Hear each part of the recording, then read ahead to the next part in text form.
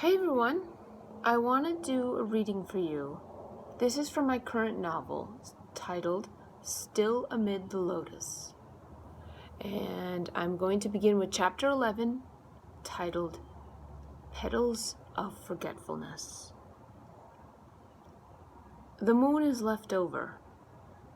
I can still see it from where I sat last night during dinner. The moon is left over, as is my container of pasta and bread.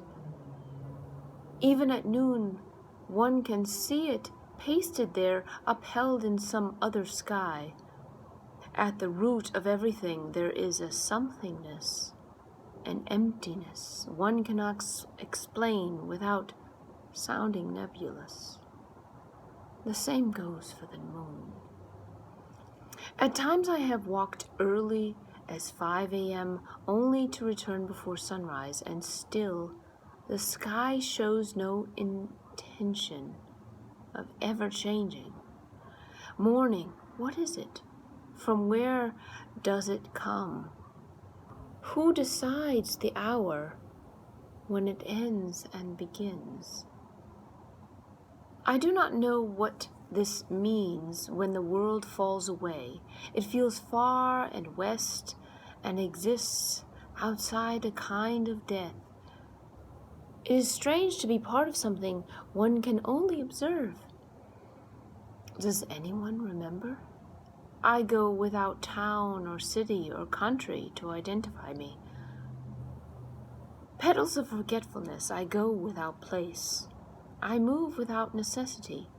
To become lost among shadows, to become shadow, the gesture of grass, the full composition of eachness, our own distinct day. Please pardon my nostalgia.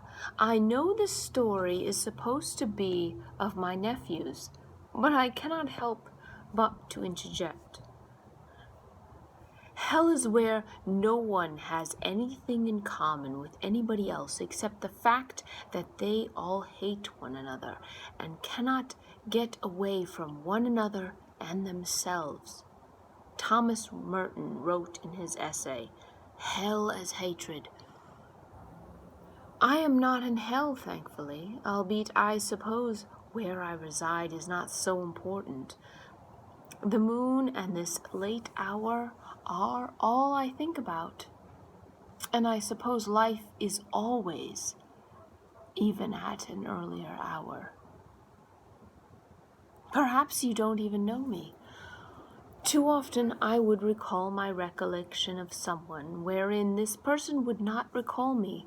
Not just recall someone, but to recall my recollection of that very same person. Just what is that? I remember them. Oh, Gumul. Is he your uncle?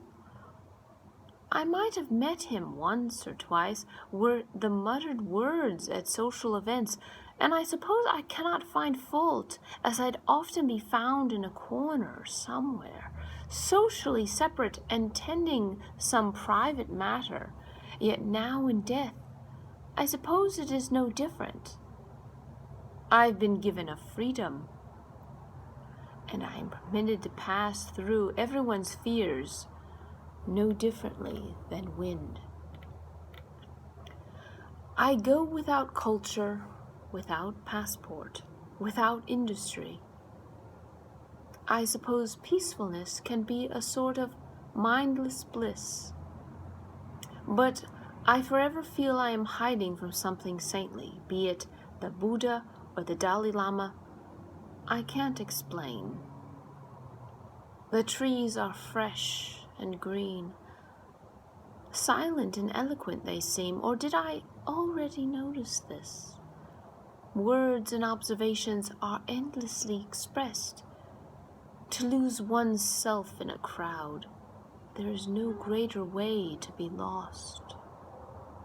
This is what Pandu meant when he says he was never lost, and nor did he ever really disappear when he spent that year in the woods.